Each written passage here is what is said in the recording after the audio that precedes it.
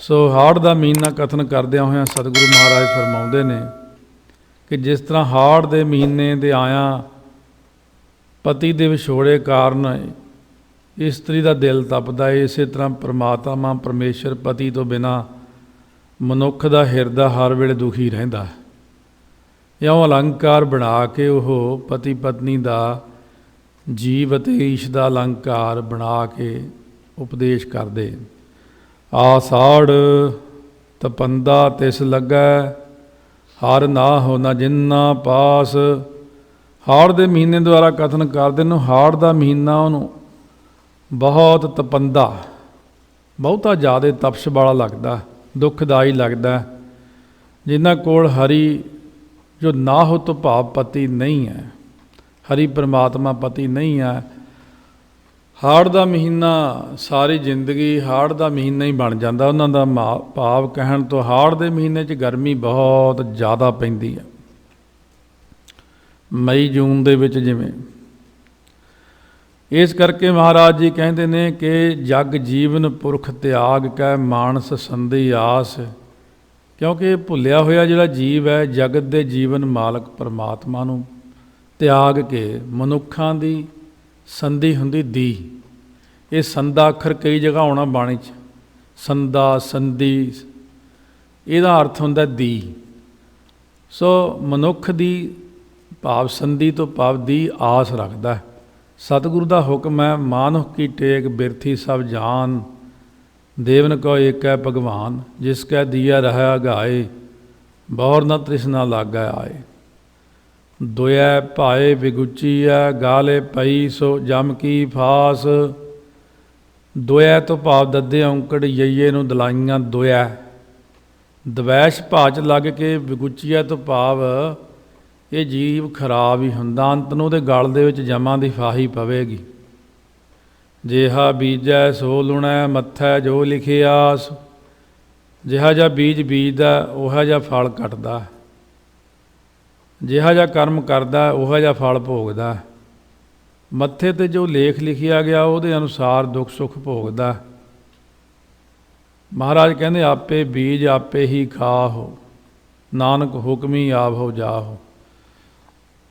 ਬੀਜਣਾ ਆਪ ਹੀ ਹੁੰਦਾ ਬੰਦੇ ਨੇ, ਵਿਗਾੜ ਵੀ ਸਕਦੇ ਹਾਂ ਆਪਾਂ ਅਤੇ ਸਵਾਰ ਵੀ ਸਕਦੇ ਹਾਂ। ਮਹਾਰਾਜ ਕਹਿੰਦੇ ਆਪਣ ਹੱਥੀਂ ਆਪਣਾ ਆਪੇ ਹੀ ਕਾਜ ਸਵਾਰੀਐ।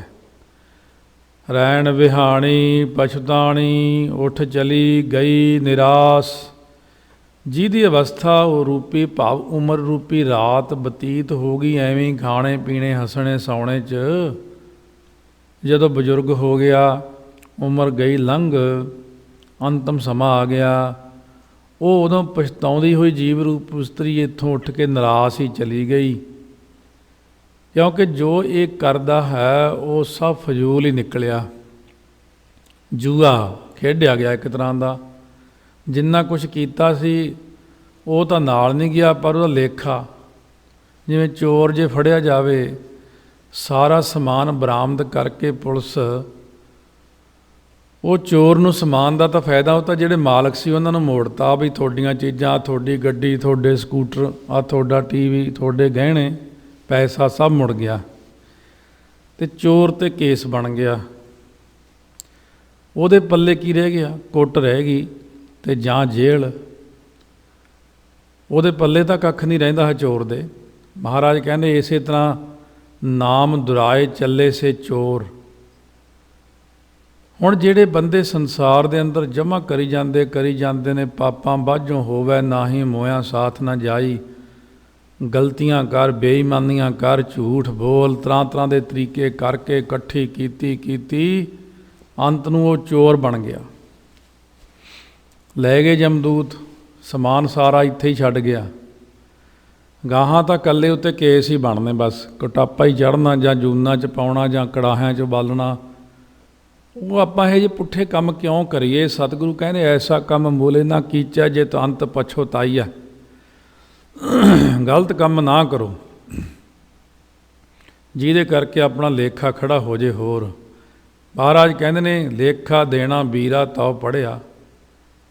ਪੱਟੀ ਆਸਾ ਰਾਗ ਦੇ 'ਚ ਲਿਖੀ ਮਹਾਰਾਜ ਨੇ, ਉਹ ਲਿਖਿਆ ਪੰਗਤੀ, ਲੇਖਾ ਦੇਣਾ ਵੀਰਾ ਤਉ ਪੜ੍ਹਿਆ। ਪੰਡਤ ਨੂੰ ਸਮਝਾਉਂਦੇ, ਕਹਿੰਦੇ ਪੜ੍ਹਿਆ ਲਿਖਿਆ ਤਾਂ ਜਾਣਾਂਗੇ, ਜਦ ਉੱਥੇ ਲੇਖਾ ਦੇਣਾ ਪਿਆ ਨਾ, ਹਿਸਾਬ ਕਿਤਾਬ, ਫੇਰ ਪਤਾ ਲੱਗਣਾ ਤੇਰੀ ਸਿਆਣਪ ਦਾ। ਉੱਥੇ ਸਿਆਣਪ 'ਚ ਲੇਖਾ ਦੇਣਾ ਬਹੁਤ ਔਖਾ ਭਾਈ, ਇਕੱਠਾ ਕਰ ਲੈ ਨਾਮ ਧਨ। ਉਮਰ ਜਦੋਂ ਬਤੀਤ ਹੋ ਗਈ ਫਿਰ ਕੀ ਫਰਕ ਪੈਣਾ, ਉਦੋਂ ਨਿਰਾਸ਼ ਹੋ ਕੇ ਚਲੀ ਜਾਏਗੀ ਸੰਸਾਰ 'ਚੋਂ। ਜਿਨ ਕਉ ਸਾਧੂ ਭੇਟੀਐ ਸੋ ਦਰਗਹਿ ਹੋਏ ਖਲਾਸ। ਜਿਨ੍ਹਾਂ ਨੂੰ ਪੂਰਨ ਸੰਤ ਮਿਲੇ ਨੇ ਉਹ ਪਰਲੋਕ ਦਰਗਾਹ ਵਿੱਚ ਬੰਧਨਾਂ ਤੋਂ ਖਲਾਸ ਹੋ ਗਏ, ਛੁੱਟ ਗਏ ਨੇ। ਜਿਨ੍ਹਾਂ ਨੂੰ ਸਤਿਗੁਰੂ ਭੇਟ ਗਏ ਨੇ, ਸਤਿਗੁਰੂ ਮਿਲ ਗਏ ਨੇ, ਉਹ ਦਰਗਾਹ ਦੇ ਵਿੱਚ ਬੰਦ ਖਲਾਸੀ ਹੋਈ ਉਹਨਾਂ ਦੀ। ਗਿਆਨ ਧਿਆਨ ਕਿਛ ਕਰਮ ਨਾ ਜਾਣਾ, ਨਾਹਿਨ ਨਿਰਮਲ ਕਰਨੀ। ਸਾਧ ਸੰਗਤ ਕੈ ਅੰਚਲ ਲਾਭੋ, ਬਿਖਮ ਨਦੀ ਜਾਏ ਤਰਨੀ। ਸਾਧ ਸੰਗਤ ਜਿਨ੍ਹਾਂ ਨੂੰ ਮਿਲ ਗਈ, ਕਈ ਵਾਰੀ ਤਾਂ ਹੁੰਦਾ ਸੰਗਤ ਵਿੱਚ ਅਕਾਲ ਪੁਰਖ ਪ੍ਰੇਰ ਕੇ ਲੈ ਆਉਂਦੇ ਨੇ, ਕਈ ਵਾਰੀ ਕੋਈ ਪੂਰਨ ਪੁਰਸ਼ ਦੀ ਮਦਦ ਹੋ ਜਾਂਦੀ ਹੈ। ਮਹਾਰਾਜ ਨੇ ਬਚਨ ਕੀਤਾ, ਪੂਰਬ ਕਰਮ ਅੰਕੁਰ ਜਬ ਪ੍ਰਗਟੇ, ਭੇਟਿਓ ਪੁਰਖ ਰਸਕ ਬੈਰਾਗੀ। ਮਿਟਿਓ ਅੰਧੇਰ ਮਿਲਤ ਹਰ ਨਾਨਕ, ਜਨਮ ਜਨਮ ਕੀ ਸੋਈ ਜਾਗੀ। ਕਰ ਕਿਰਪਾ ਪ੍ਰਭ ਆਪਣੀ, ਤੇਰੇ ਦਰਸ਼ਨ ਹੋਏ ਪਿਆਸ। ਕਹਿੰਦੇ ਹੋ ਬੇਨਤੀ ਕਰੋ ਅਕਾਲ ਪੁਰਖ ਦੇ ਚਰਨਾਂ 'ਚ, ਇਹ ਵਾਹਿਗੁਰੂ ਆਪਣੀ ਕਿਰਪਾ ਦ੍ਰਿਸ਼ਟੀ ਕਰਕੇ ਜਿਸ 'ਤੇ ਤੇਰੇ ਦਰਸ਼ਨਾਂ ਦੀ ਪਿਆਸ ਜਿਹੜੀ ਹੈ ਚਾਹਨਾ ਲੱਗੀ ਰਵੇ। ਕਿਰਪਾ ਦ੍ਰਿਸ਼ਟੀ ਸਾਡੇ ਉੱਤੇ ਇਹੋ ਜਿਹੀ ਕਰੋ ਕਿ ਸਾਡੇ ਮਨ ਵਿੱਚ ਵੀ ਤੇਰੇ ਦਰਸ਼ਨਾਂ ਦੀ ਪਿਆਸ ਲੱਗੇ, ਨਾਮ ਦੀ ਪਿਆਸ ਲੱਗੇ। ਹੋਰ ਪਿਆਸ ਤਾਂ ਬਥੇਰੀਆਂ ਲੱਗੀਆਂ ਨੇ, ਅੱਖਾਂ ਪਿਆਸੀਆਂ, ਕੰਨ ਪਿਆਸੇ ਨਿੰਦਾ ਚੁਗਲੀ ਲਈ, ਇੱਧਰ ਨੂੰ ਬਾਹਲਾ ਤੁਰਦੇ ਹਾਂ ਅਸੀਂ। ਤੇਰੇ ਦਰਸ਼ਨਾਂ ਦੀ ਪਿਆਸ ਲੱਗਦੀ ਨਹੀਂ, ਤੇਰੇ ਨਾਮ ਦੀ ਪਿਆਸ ਹੀ ਨਹੀਂ ਲੱਗਦੀ ਸਾਨੂੰ। ਕਿਰਪਾ ਕਰੋ ਆਪ ਦੇ ਦਰਸ਼ਨਾਂ ਦੀ ਪਿਆਸ ਲੱਗੇ। ਇਹ ਵਾਹਿਗੁਰੂ ਆਪਣੀ ਇਹੀ ਜਿਹੀ ਕਿਰਪਾ ਕਰੋ, ਮੈਂ ਪਿਆਸੇ ਨੂੰ ਆਪਦੇ ਦਰਸ਼ਨ ਹੋ ਜਾਣ। ਫਿਰ ਦਰਸ਼ਨ ਪਿਆਸੀ ਦਿਨ ਸਰਾਤ, ਚਿਤਵਾ ਆਂਦੇ ਨਦੀਤ। ਖੋਲ ਕਪਟ ਗੁਰ ਮੇਲੀਆ, ਨਾਨਕ ਹਰ ਸੰਗ ਮੀਤ। ਦਰਸ਼ਨ ਦੇਖ ਜੀਵਾਂ ਗੁਰ ਤੇਰਾ, ਪੂਰਨ ਕਰਮ ਹੋਏ ਪ੍ਰਭ ਮੇਰਾ। ਦਰਸ਼ਨਾਂ ਵਾਸਤੇ ਬੇਨਤੀ ਕਰਨੀ ਹੈ ਕਿ ਪਿਆਸ ਲੱਗੇ, ਨਾਮ ਦੀ ਪਿਆਸ ਲੱਗੇ, ਦਰਸ਼ਨਾਂ ਦੀ ਤੜਪ ਲੱਗੇ ਸਾਨੂੰ। ਜਿਵੇਂ ਆਪ ਜੀ ਨੇ ਬਚਨ ਕੀਤਾ ਕਿ ਮੇਰਾ ਮਨ ਲੋਚਾ ਗੁਰਦਰਸ਼ਨ ਤਾਈ, ਬਿਲਬ ਕਰੇ ਚਾਤਰ ਕੀ ਨਿਆਈ। ਪਿਆਸ ਲੱਗੇ ਮਨ 'ਚ, ਇਹ ਕਿਰਪਾ ਕਰੋ। ਪ੍ਰਭ ਤੁਧ ਬਿਨ ਦੂਜਾ ਕੋ ਨਹੀਂ, ਨਾਨਕ ਕੀ ਅਰਦਾਸ। ਕਹਿੰਦੇ ਮੈਂ ਤਾਂ ਨਾਨਕ ਤੋਂ ਭਾਵ ਪੰਜਵੇਂ ਪਾਤਸ਼ਾਹ ਕਹਿੰਦੇ ਮੇਰੀ ਤਾਂ ਆਪ ਜੀ ਅੱਗੇ ਇਹੀ ਅਰਦਾਸ ਬੇਨਤੀ ਹੈ ਕਿ ਮੈਨੂੰ ਆਪਣਾ ਦਰਸ਼ਨ ਦਿਓ ਜੀ। ਕਿਉਂਕਿ ਵਾਹਿਗੁਰੂ ਆਪ ਜੀ ਤੋਂ ਬਿਨਾਂ ਮੈਨੂੰ ਹੋਰ ਕੋਈ ਦੂਜਾ ਨਾ ਤੇ ਭਾਉਂਦਾ ਹੀ ਆ, ਨਾ ਚੰਗਾ ਲੱਗਦਾ ਮਨ ਦੇ ਅੰਦਰ। ਤੁਸੀਂ ਕਿਰਪਾ ਕਰੋ, ਆਪ ਦਰਸ਼ਨ ਬਖਸ਼ੋ ਮੈਨੂੰ। ਜਿਹੜੀ ਠੰਡ ਤੁਹਾਡੇ ਦਰਸ਼ਨਾਂ ਨਾਲ ਪੈਣੀ ਆ ਉਹ ਕਿਸੇ ਥਾਂ 'ਤੇ ਹੋਰ ਮਿਲਣੀ ਨਹੀਂ। ਵਾਹਿਗੁਰੂ ਦੇ ਦਰਸ਼ਨ ਜਿਹੜੇ ਸਾਰਿਆਂ ਤੋਂ ਸ਼੍ਰੋਮਣੀ ਨੇ, ਕਿਉਂਕਿ ਵਾਹਿਗੁਰੂ ਦਾ ਦਰਸ਼ਨ ਐਸਾ ਇੱਕ ਵਾਰ ਦੇਖਦਿਆਂ ਹੀ ਕਲਿਆਣ ਹੋ ਜਾਣੀ, ਸ਼ੁੱਧ ਹੋ ਜਾਣਾ ਮਨ ਨੇ।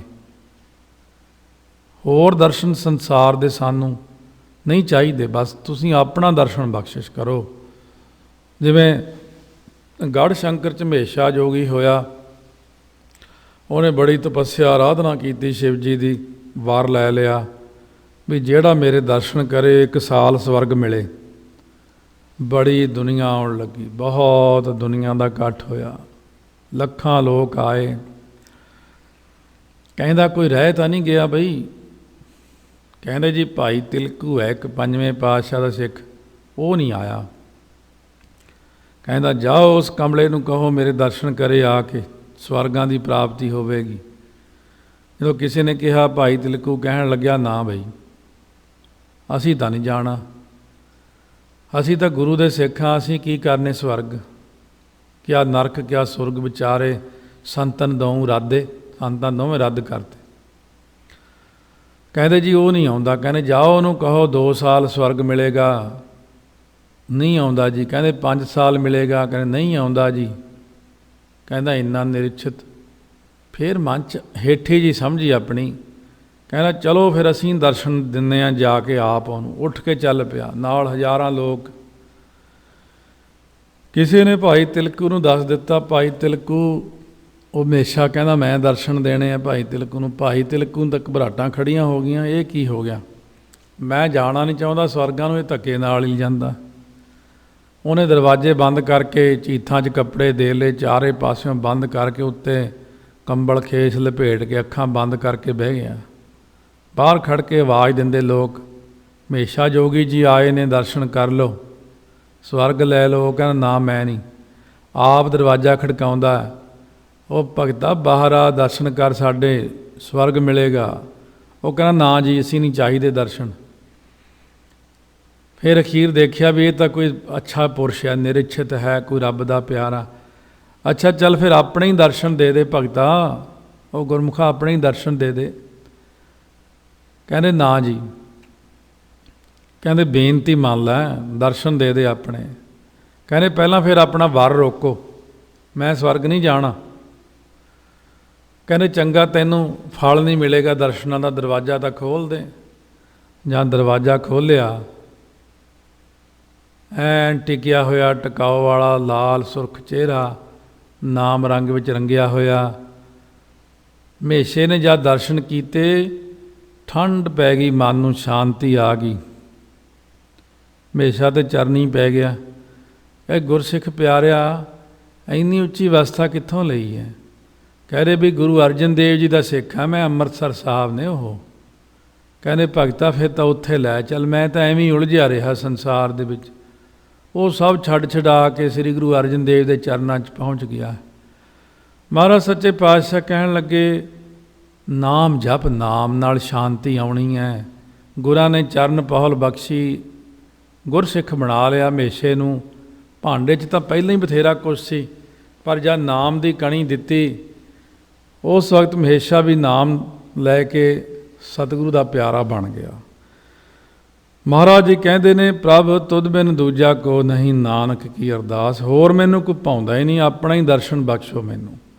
ਆਸਾੜ ਸੁਹੰਦਾ ਤਿਸ ਲੱਗੈ, ਜਿਸ ਮਨ ਹਰ ਚਰਨ ਨਿਵਾਸ। ਹਾੜ ਦਾ ਮਹੀਨਾ ਉਹਨੂੰ ਸੋਭਨੀਕ ਸੁਹਾਵਣਾ ਲੱਗਦਾ ਜਿਹਦੇ ਮਨ ਵਿੱਚ ਵਾਹਿਗੁਰੂ ਦੇ ਚਰਨਾਂ ਦਾ ਨਿਵਾਸ ਹੋ ਜਾਂਦਾ ਹੈ। ਉਹ ਨਿਵਾਸ ਹੁੰਦਾ ਅਭਿਆਸ ਕਰਦਿਆਂ, ਬਸ ਚੱਲੀ ਜਾਓ ਲਗਾਤਾਰ, ਕੋਈ ਕੁਐਸਚਨ ਨਹੀਂ, ਕੁਛ ਨਹੀਂ ਕਹਿਣਾ, ਮਨ ਨਹੀਂ ਟਿਕਦਾ ਨਹੀਂ ਹੁੰਦਾ। ਤੁਸੀਂ ਇਹਨਾਂ ਗੱਲਾਂ 'ਚ ਨਾ ਪਿਆ ਕਰੋ, ਮਨ ਨਹੀਂ ਟਿਕਦਾ। ਤੁਸੀਂ ਲਗਾਤਾਰ ਦੇ ਅਭਿਆਸੀ ਬਣ ਜਾਓ। ਮਨ ਟਿਕਾਉਣਾ ਕਿਸੇ ਬੰਦੇ ਦੇ ਹੱਥ 'ਚ ਨਹੀਂ। ਮਨ ਜਿੱਦਣ ਟਿਕਾਉਣਾ, ਸਤਿਗੁਰੂ ਨੇ ਆਪ ਟਿਕਾਉਣਾ। ਤੁਹਾਡੀ ਮਿਹਨਤ ਦੇਖ ਕੇ, ਤੁਹਾਡੀ ਸੇਵਾ ਦੇਖ ਕੇ, ਤੁਹਾਡੀ ਨਿਮਰਤਾ ਦੇਖ ਕੇ, ਤੁਹਾਡਾ ਸਭ ਕੁਝ ਸਿੱਖੀ ਦਾ ਪੂਰਾ ਦੇਖ ਕੇ, ਜਿੱਦਣ ਮਨ ਟਿਕਾਉਣਾ, ਪਤਾ ਹੀ ਨਹੀਂ ਲੱਗਣਾ ਮਨ ਟਿਕਣ ਦਾ। ਸਕਿੰਟ ਤੋਂ ਪਹਿਲਾਂ ਟਿਕ ਜਾਂਦਾ ਮਨ, ਕੜਕ ਕਰਕੇ ਟਿਕਦਾ। ਜਦੋਂ ਟਿਕਦਾ ਇੱਕਦਮ ਪ੍ਰਕਾਸ਼ ਹੋ ਜਾਂਦਾ, ਦੇਰ ਨਹੀਂ ਲੱਗਦੀ। ਇਸ ਕਰਕੇ ਇਹਨਾਂ ਚੱਕਰਾਂ 'ਚ ਨਾ ਪਾਓ ਕਿ ਮੈਂ ਪਾਠ ਕਰਦਾ ਮਨ ਨਹੀਂ ਟਿਕਦਾ, ਬਾਣੀ ਪੜ੍ਹਦਾ। ਬਾਣੀ ਥੋੜ੍ਹੀ ਜਿਹੀ ਪੜ੍ਹ ਕੇ ਫਿਰ ਕਹਿੰਦੇ ਮਨ ਨਹੀਂ ਟਿਕਦਾ, 5-10 ਮਿੰਟ ਸਿਮਰਨ ਕਰਕੇ ਮਨ ਨਹੀਂ ਟਿਕਦਾ। ਮਨ ਕਿਤੇ ਇੰਨੇ ਕੁ ਨਾਲ ਨਹੀਂ ਟਿਕਣਾ, ਇਹ ਤਾਂ ਵੱਡਿਆਂ ਦਾ ਨਹੀਂ ਟਿਕਿਆ। ਇਹ ਫਿਰ ਟਿਕਣਾ ਕਿਵੇਂ? ਬਹੁਤ ਜ਼ਿਆਦਾ ਅਭਿਆਸ ਕਰੀ ਜਾਓ, ਸਿਮਰਨ ਕਰੀ ਜਾਓ, ਬਾਣੀ ਪੜ੍ਹੀ ਜਾਓ, ਆਪੇ ਹੀ ਟਿਕ ਜਾਣਾ ਇਹਨੇ। ਆਪਣੀ ਲਿਵ ਆਪੇ ਲਾਏ, ਗੁਰਮੁਖ ਸਦਾ ਸੰਭਾਲੀਐ।